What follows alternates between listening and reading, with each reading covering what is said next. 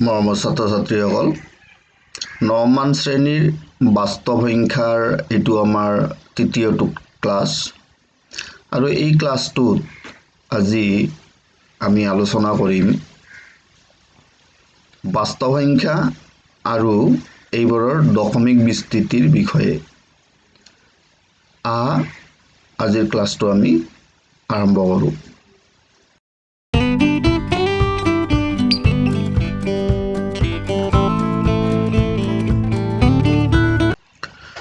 আজি আমাৰ ক্লাছটোত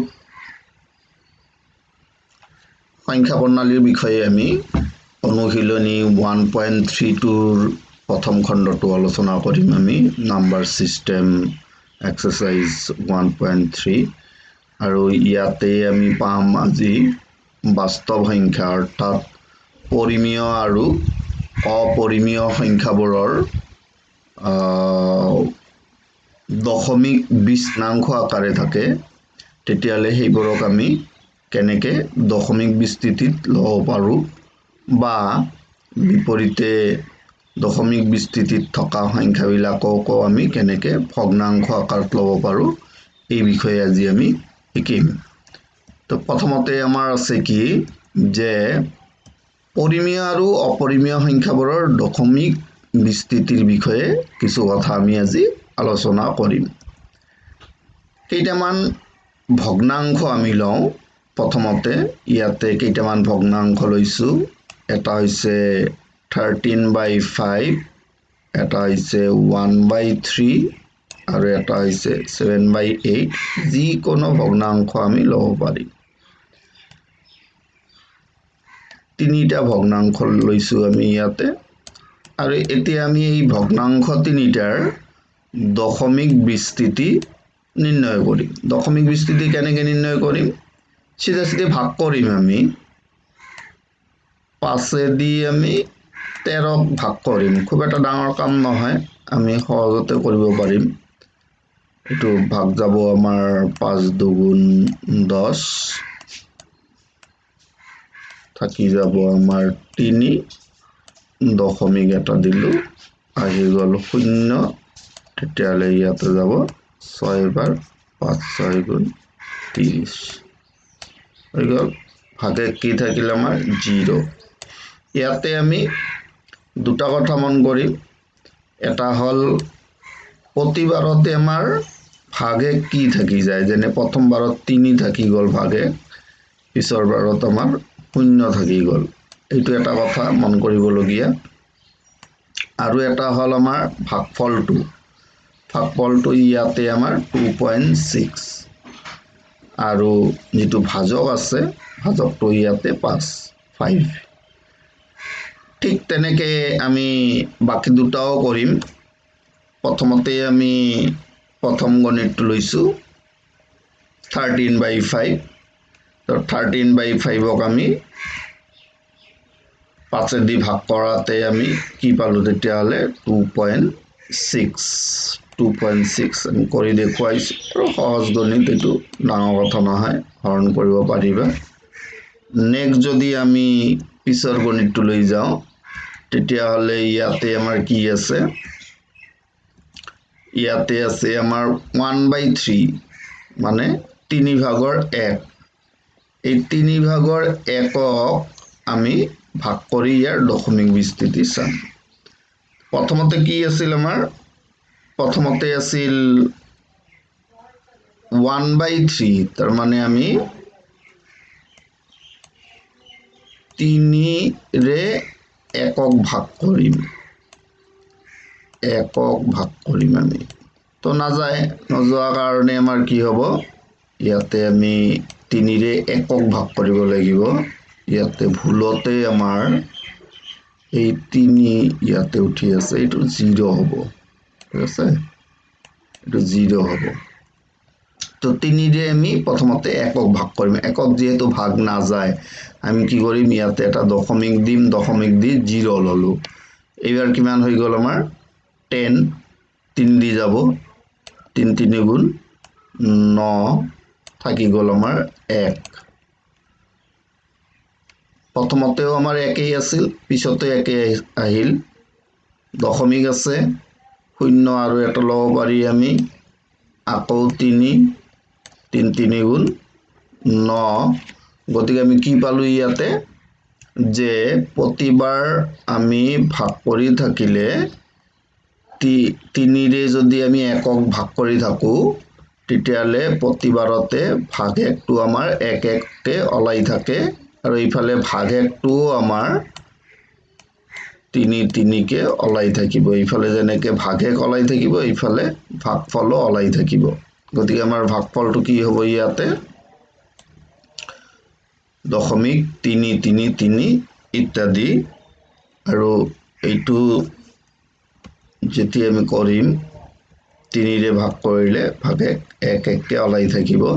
ইয়াতে এই 3টো তোমালোকে বাদ দিয়া, এইটো ভুলতে উঠিছে, এইটো বাদ দিয়া, এইটো 0। তো 3 3 এনেকে আমাৰ গৈ থাকিব। আচলতে আমি ইয়াতে দশমিক বিন্দুটো পজিশ্যনটো ইয়াতে দি দিলোঁ। তেতিয়াহ'লে আমাৰ ভাগ কৰোঁতে কি হ'ল, আমাৰ প্ৰথমতে দশমিক দিলোঁ 3, তাৰপিছত 3 3 গুণ 9, 1 নামিল, আকৌ 3 3 গুণ 9, দশমিক যিহেতু আছে শূন্য আমি নমাই আনিলোঁ, আকৌ 1 থাকিব, আকৌ শূন্য নমাব পাৰিম আমি। এনেকে এটা প্ৰচেছত চলি থাকিব, অৰ্থাৎ ভাগ একটো এক এককে চলি থাকিব, আৰু ইফালে দশমিকৰ পিছত 3 3কে আমাৰ ওলাই থাকিব। এইটো হ'ল এটা। আৰু এটা আছে কি আমাৰ 3 নম্বৰটোত আমি পালোঁ, গণিতটো আছিল আমাৰ 7/8। 7/8ত আমি 7ক 8ৰে ভাগ কৰিম। তো প্ৰথমতে নাযায় কাৰণে এটা দশমিক দি আমি 0 লৈ ল'লোঁ। এইবাৰ 8 8 গুণ আমাৰ যাব 64। 64 যোৱাৰ পিছত প্ৰথম ভাগ একটো নামিল আমাৰ 6, দশমিক আছে কাৰণে 0 এটা লৈ ল'লোঁ। 8 7 গুণ যাব আমাৰ, 8 7 গুণ, দ্বিতীয়বাৰত 7 গুণ 56 থাকিল 4। তাৰ পিছৰ বাৰ দশমিকৰ পিছত আমাৰ 0 এটা আহিল, 4 থাকিল, 4ৰ পিছত দশমিক থকা কাৰণে আমি 0 নমাই আনিলোঁ 40। 8ৰে যেতিয়া আমি ভাগ কৰিম, 8 5 গুণ 40। তো আমাৰ শেষত যাই কি হৈ গ'ল, আমাৰ 0 ভাগ, যিটো শেষ আমি পালোঁ 0। আৰু এইফালে যিটো ভাগফল আমি পালোঁ, ভাগফলটোত কি পালোঁ আমি 0.875।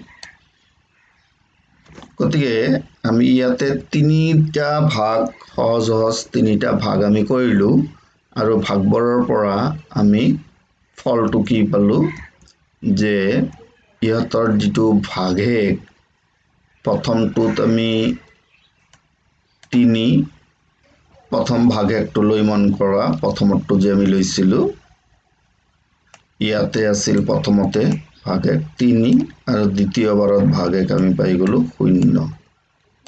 তো প্ৰথম ভাগশেষটো আছিল আমাৰ 3, আৰু পিছৰ ভাগশেষটো আছিল আমাৰ 0, আৰু ভাগফলটো আমাৰ 2.6 এইখিনি আমি পাইছিলোঁ। দ্বিতীয়টোত আমাৰ ভাগশেষ প্ৰথমতে পালোঁ আমি 1, তাৰ পিছতো পালোঁ 1, এনেকে এইটোৰ 1 1কে চলি আছে আমাৰ দ্বিতীয়টো। আৰু তৃতীয়টোত আমি পালোঁ ভাগশেষটো প্ৰথমতে পালোঁ আমি 6 ভাগশেষ, তাৰ পিছতটো ভাগশেষ পালোঁ আমি 4। তো এনেকে আমি ভাগশেষ যিকেইটা পালোঁ, সেইকেইটাক আমি ইয়াতে লিখি লৈছোঁ। প্ৰথমতে ভাগশেষ পাইছোঁ আমি 3 আৰু 0, পিছৰটোৰ ভাগশেষ কেইটা পালোঁ আমি 1 1 1 ইত্যাদি। আৰু শেষৰটোত ভাগেক পালোঁ আমি 6 4 0। তো প্ৰথমটোৰ ক্ষেত্ৰত আমাৰ ভাগেকটো শূন্যত শেষ হৈছে আৰু শেষৰটোৰ ক্ষেত্ৰতো আমাৰ ভাগেকটো শূন্যত শেষ হৈছে। কিন্তু মাজৰ ক্ষেত্ৰটোত আমি কি পাইছোঁ, ইয়াৰ ভাগেকটো কিন্তু একে ওলাইয়ে আছে। এই কথাটো আমি মন কৰিব লাগিব। ভাজক আমাৰ প্ৰথমটোত আছিল 5, 5ৰে ভাগ কৰিছিলোঁ, পিছৰটোত আছে আমাৰ 3 আৰু তাৰ পিছৰটো আছে আমাৰ 8। আৰু ভাগফলত কি পালোঁ, যেতিয়া নেকি আমাৰ ভাগশেষটো শূন্য হৈছে শেষত যায়, তেতিয়া আমাৰ ভাগফলটো শেষ হৈছে, কিবা এটা সংখ্যাত শেষ হৈছে।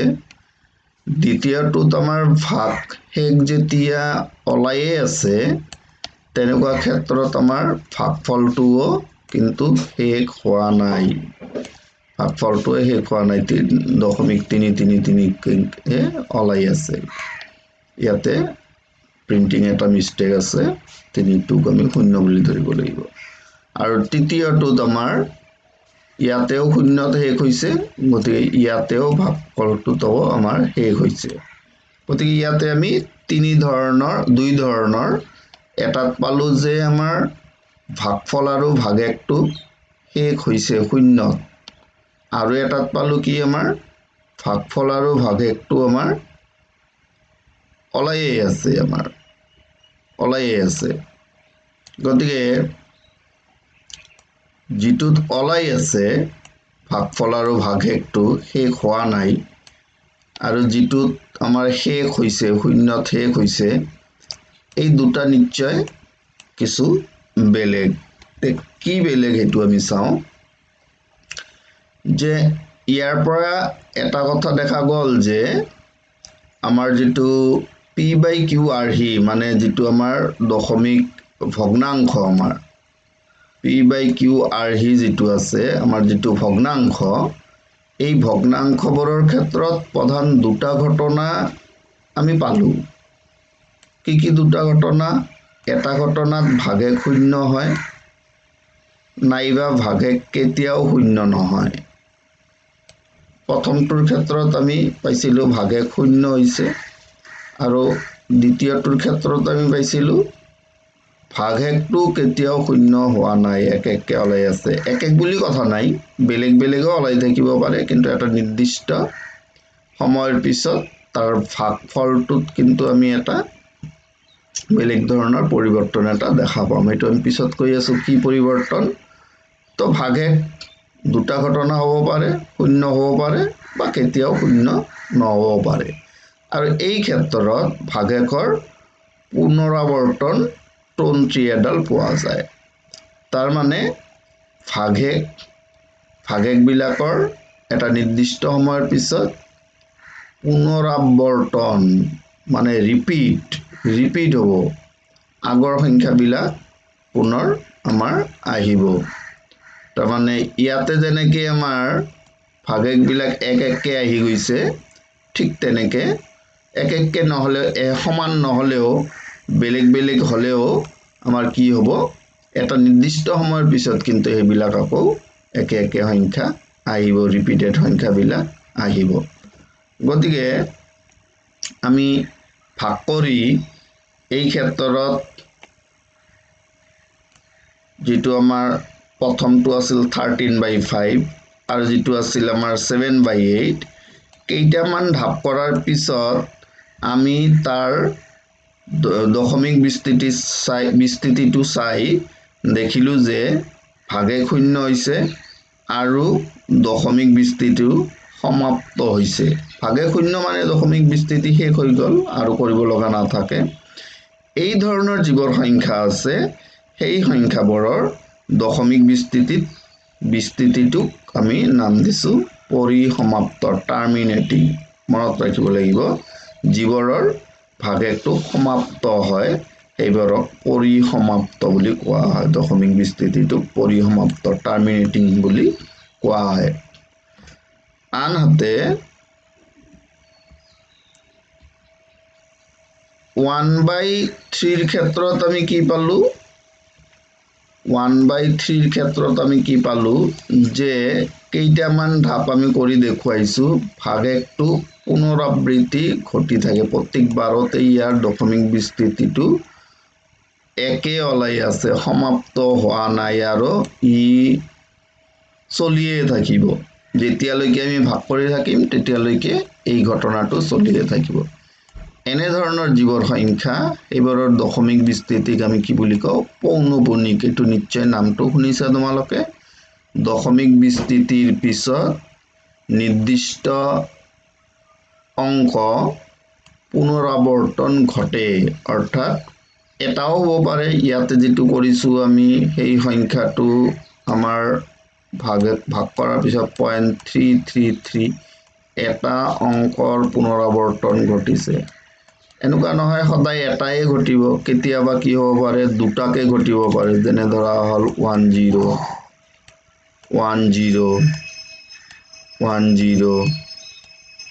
শেষ নহয় কিন্তু এইবিলাক শেষ নহয় এই ডট ডটটো দিয়াৰ অৰ্থ হৈছে শেষ নহয় এইবোৰ চলিয়ে থাকিব আৰু সেইবোৰক তেতিয়া আমি কি বুলি কম পৌনঃপুনিক বা অবিৰত বা অপৰিসমাপ্ত ইংৰাজীত কোৱা হয় নন টাৰ্মিনেটিং ৰেকাৰিং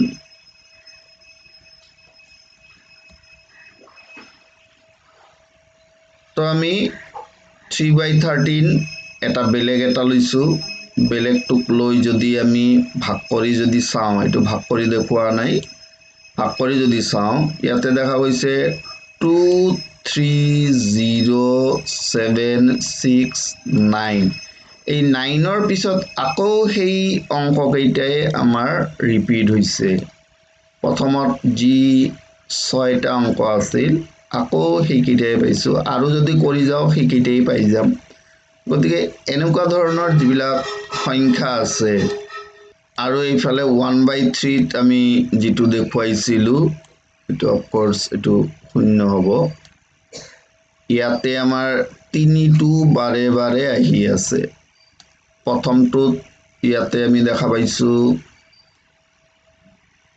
6টা অংক পিছৰ বাৰ ৰিপিট হৈছে ইয়াতে এটা অংকই ৰিপিট হৈছে এনেকে এটাই হওক বা 6টাই হওক আমি কি পাম ৰিপিটেড সংখ্যা আমি দেখিবলৈ পাম তাৰমানে এইবোৰ পৰিসমাপ্ত হোৱা নাই এনেকুৱা সংখ্যাবোৰৰ ওপৰত আমি এটাকে কি দিব লাগিব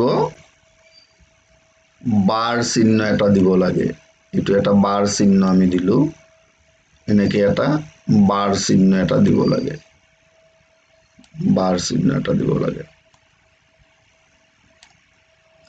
যেটো দশমিকৰ পিছত যি এটা বা দুটা অংকৰ পুনৰাবৰ্তন ঘটে এইটোক আমি এটা ওপৰত মাত্ৰাৰ নিচিনাকে এটা চিহ্ন যাক আমি কি বুলি কওঁ পৌনঃপুনিক দশমিক বিস্তৃতি বুলি কওঁ সেইদৰে ইয়াতে আমি আৰু এটা সংখ্যা লিখি দেখুৱাইছো ইয়াতে চোৱা দশমিকৰ পিছত 5 7 2 7 2 ইত্যাদি তাৰমানে ইয়াতে কি হৈছে আমাৰ 5ৰ পৰা নহয় 7 2 2 ৰিপিট হৈছে 7 2 এই দুটা ৰিপিট হৈছে মানে এনেকে ওলাইয়ে থাকিব তাৰ পিছত আমাৰ কি আছে ইয়াতে দেখা গৈছে যে এই সংখ্যাটোৰ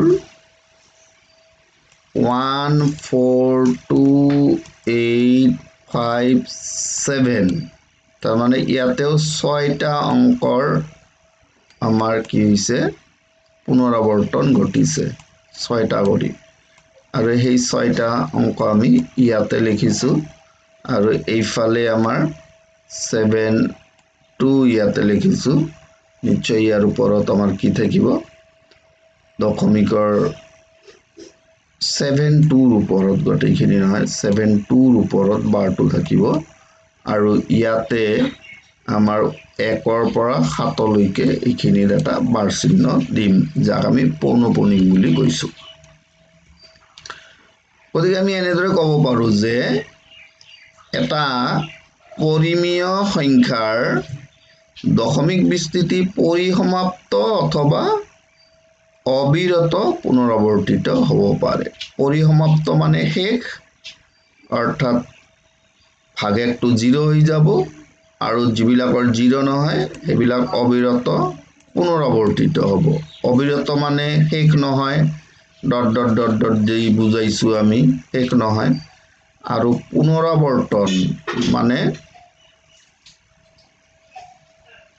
পুনৰাৱৰ্তন মানে এটা নিৰ্দিষ্ট অংকৰ পিছত এইবিলাক কি হ'ব একে একে অংক আহিব লাগে দুটাই হওক বা তিনিটাই হওক বা চাৰিটাই হওক এনেকে একে ধৰণৰ অংক আহিব তদুপৰি যদি এটা সংখ্যাৰ দশমিক বিস্তৃতি পৰিসমাপ্ত অথবা পুনৰাৱৰ্তিত তেন্তে সেই সংখ্যাটোক আমি কি বুলি কম পৰিমেয় সংখ্যা বুলি কম মানে এটা কথাকে প্ৰথমতে কোৱা হৈছে পৰিমেয় হলে ই পৰিসমাপ্ত হ'ব অথবা অবিৰত পুনৰাবৃত্ত হ'ব আৰু যদি দশমিক বিস্তৃতি এটা দেখা পাওঁ যেটো নেকি আমাৰ পৰিসমাপ্ত অথবা পুনৰাৱৰ্তিত তেনেকুৱা সংখ্যাটোক আমি পৰিমেয় সংখ্যা বুলি ক'ব পাৰিম তেতিয়াহ'লে পৰিমেয় সংখ্যাৰ আমি আৰু এটা সংজ্ঞা পাই গলো যে যাৰ দশমিক বিস্তৃতি পৰিসমাপ্ত অথবা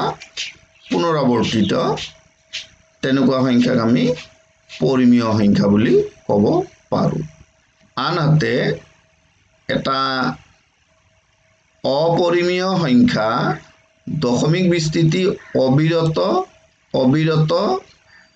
আৰু অপুনৰাবৃত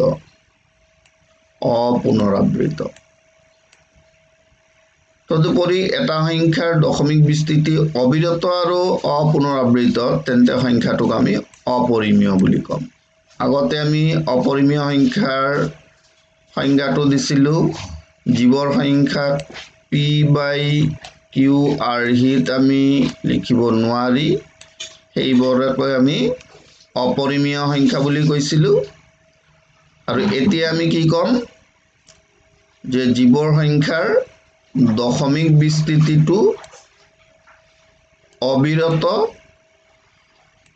অপুনৰাৱৰ্তিত মানে ওলাইয়ে আছে দশমিক বিস্তৃতিত আমাৰ ভাগেকটো ওলাইয়ে গৈ আছে 0 হোৱা নাই আৰু এইফালে অপৰিমেয় সংখ্যাবোৰৰ দশমিক বিস্তৃতিটো অবিৰত অপুনৰাবৃত ইয়াৰ অৰ্থ হ'ল যে ইয়াৰ যেটো দশমিকৰ পিছৰ অংক সেই অংকবিলাক ওলাইয়ে আছে এটাৰ পিছত এটা কিন্তু কোনো দুটা বা তিনিটা অংকৰ ৰিপিট হোৱা নাই তেনেকুৱা সংখ্যাবোৰক আমি অপৰিমেয় সংখ্যা বুলি কওঁ যেনে ইয়াতে এটা উদাহৰণ দি দেখুৱাইছো দশমিকৰ পিছত ইয়াতে কি ওলাইছে 101001000 এনেকে ওলাই আছে ইয়াতে যদি আমি দুটা অংকত ধৰো তেতিয়ালে প্ৰথম দুটা পিছৰ দুটা যেনবা মিলিল তাৰ পিছৰটো কিন্তু মিলা নাই কাৰণ এইটো 1010 এইটো 01 তিনিটাকে যদি ধৰো তেতিয়ালে 101 তাৰ পিছৰটো 001 নিমিলে গতিকে কোনো অংকৰ পুনৰাৱৰ্তন ঘটা নাই আৰু ইয়াতেও আমি বেলেগ এটা লৈছো দশমিকৰ পিছত বেলেগ অংক ওলাই আছে কিন্তু কোনো অংকৰ পিছত কোনো অংক একে ধৰণৰ হোৱা নাই এই ক্ষেত্ৰত দশমিকৰ পিছত যিকেইটা অংক আমি ইয়াতে দেখুৱাইছো কোনো এটা বা দুটা বা তিনিটা অংকৰ পুনৰাৱৰ্তন ঘটা নাই সেইকাৰণে এই সংখ্যাবোৰক আমি কি বুলি কম অপৰিমেয় সংখ্যা বুলি আমি কম অপৰিমেয় সংখ্যাৰ সাধাৰণ উদাহৰণ হিচাপে আমি যেহেতু জানোৱে যে √2 √π এইবোৰ হৈছে আমাৰ অপৰিমেয় সংখ্যাৰ সাধাৰণ উদাহৰণ আৰু সেই উদাহৰণত যদি আমি তাৰ মানটো যদি চাব খোজো তেতিয়ালে ইয়াতে দেখা যায় যে √2ৰ কাৰণে আমি কি পাওঁ √2ৰ কাৰণে ইমান ডাঙৰ এটা স্থিতিৰ পিছত সংখ্যা এটা লিখিছো কিন্তু কোনো অংক নিৰ্দিষ্ট সময়ৰ পিছত ইয়াৰ পুনৰাৱৰ্তন ঘটা নাই। যদি আমি ভালকে চাওঁ, পুনৰাৱৰ্তন ঘটা নাই আৰু কিন্তু শেষো হৈ যোৱা নাই। গতিকে ই এটা অপৰিমেয় সংখ্যা আৰু তাৰ পিছত পাই, যিটো নেকি আমি সচৰাচৰ পাইৰ কথা আমি কৈয়ে থাকো, পাই এটা অপৰিমেয় সংখ্যা। গতিকে সেই অপৰিমেয় সংখ্যাটো তাৰ যদি মানটো আমি চাওঁ, ইয়াতে কোনো নিৰ্দিষ্ট দশমিকৰ পিছত কোনো নিৰ্দিষ্ট অংকৰ এটাই হওক দুটাই হওক ইয়াৰ কোনো পুনৰাৱৰ্তন ঘটা নাই আৰু ইয়াৰ সমাপ্ত হোৱা নাই। গতিকে এনেকুৱা যিবোৰ সংখ্যা আছে, এই সংখ্যাবোৰক আমি কি বুলি কওঁ? অপৰিমেয় সংখ্যা বুলি আমি কওঁ। এতিয়া আমাৰ অনুশীলনীৰ দুটামান গণিত আমি কৰোঁ ইয়াতে।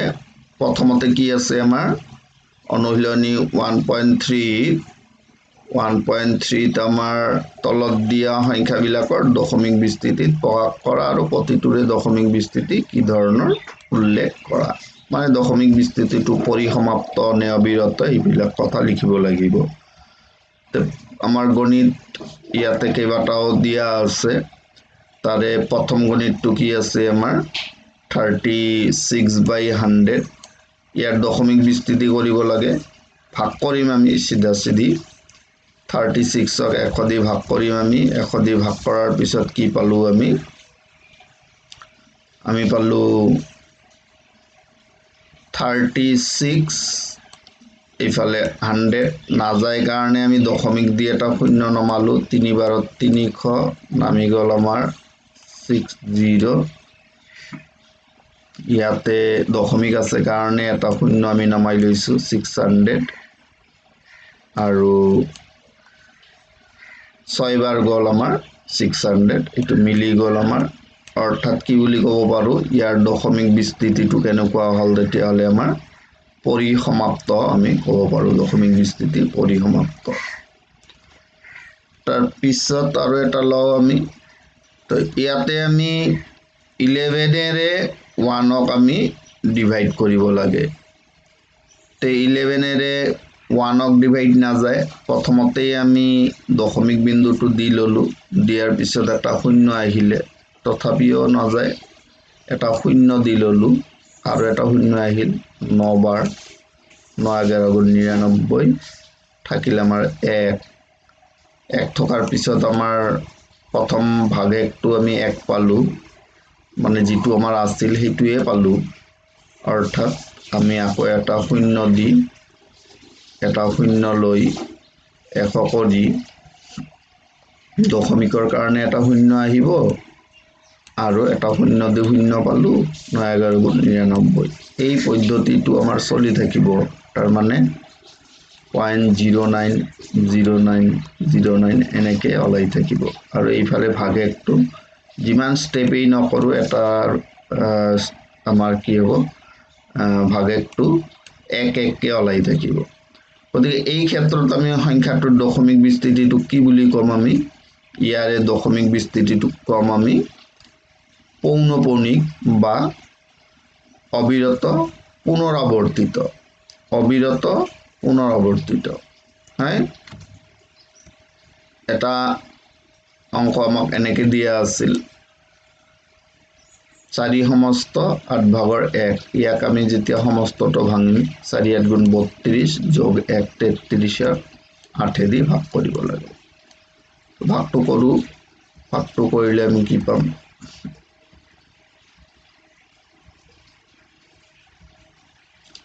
প্ৰথমতে আমি 8 দি 33ক 4 বাৰ গ'ল।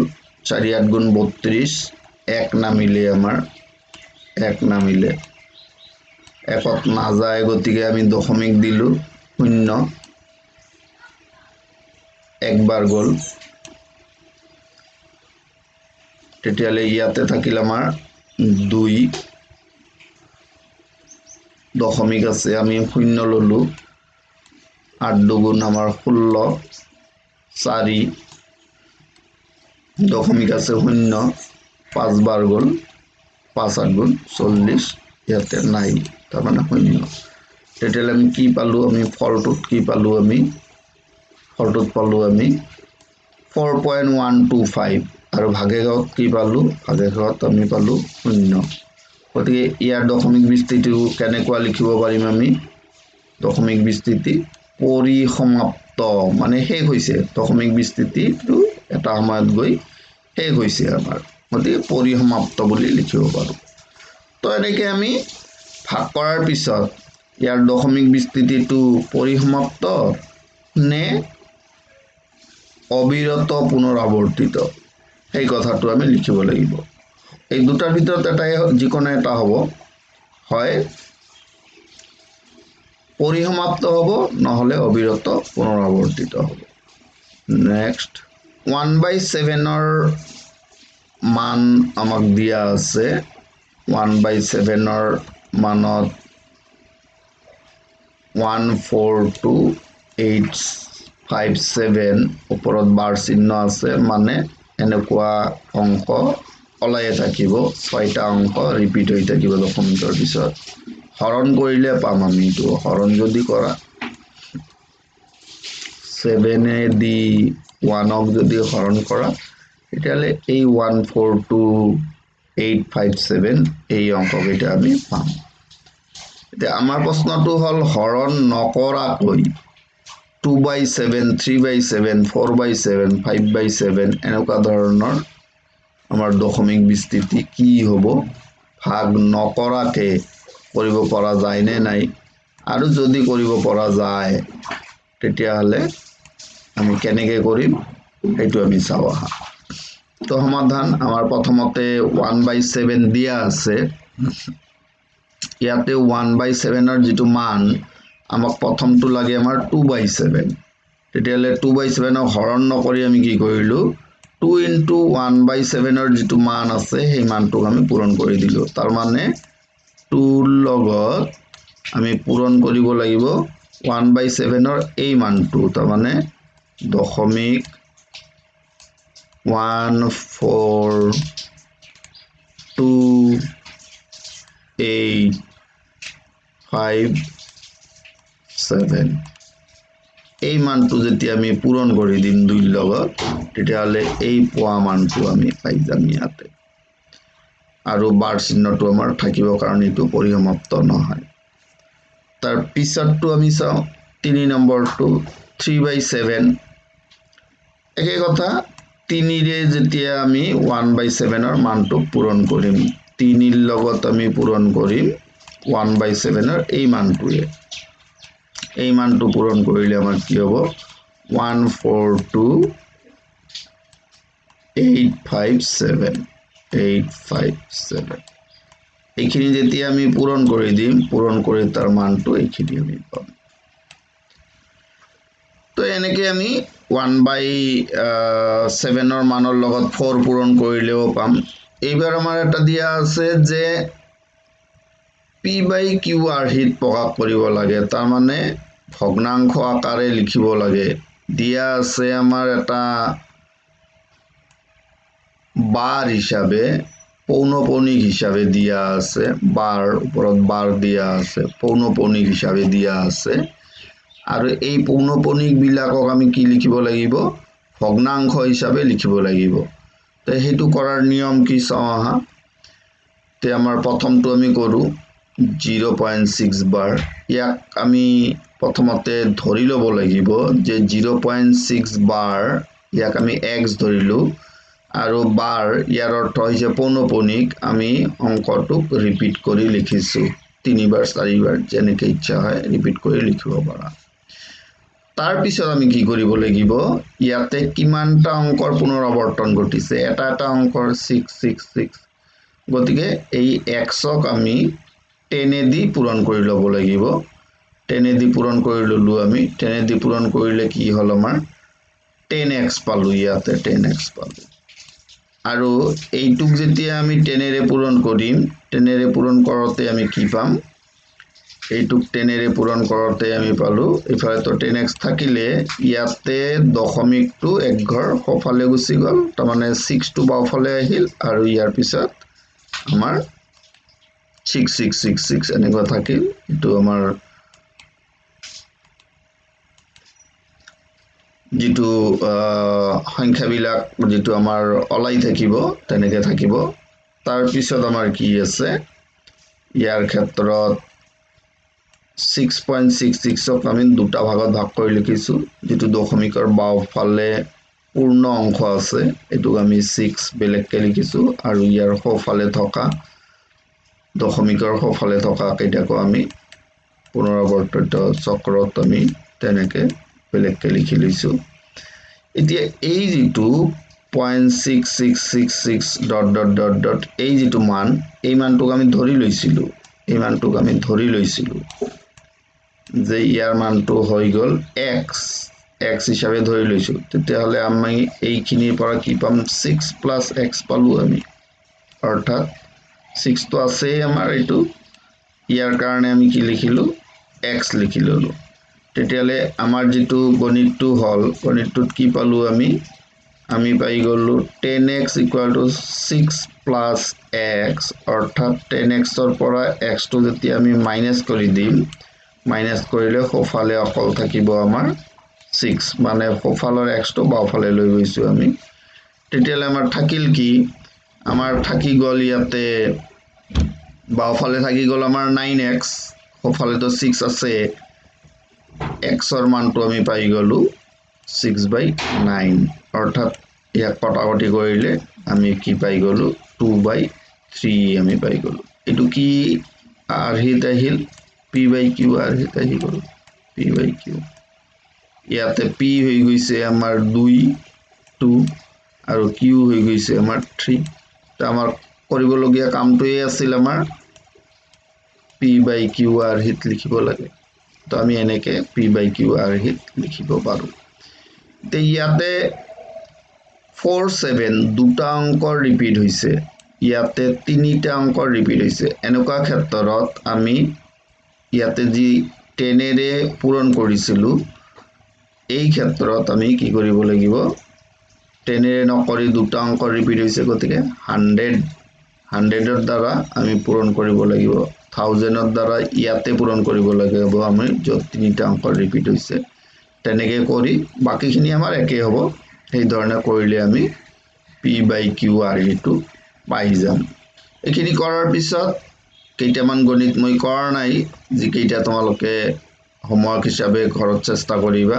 প্ৰথমটো আছে তলত দিয়া সংখ্যাবিলাকৰ দশমিক বিস্তৃতিত প্ৰকাশ কৰা আৰু প্ৰতিটোৰে দশমিক বিস্তৃতি কি ধৰণৰ হ'ব উল্লেখ কৰা তো ভাগ কৰিব লাগিব ভাগ কৰি চাবা দশমিক বিস্তৃতি সমাপ্ত হৈছে এনে আমাৰ পুনৰাবৰ্তিত হৈছে মানে পৌনপনী হৈছে তাৰ পিছত তলত দিয়া বৰক p/q আৰহিত লিখিব লাগে এই মাত্ৰ যেটো কৰা হল এটোত আমাৰ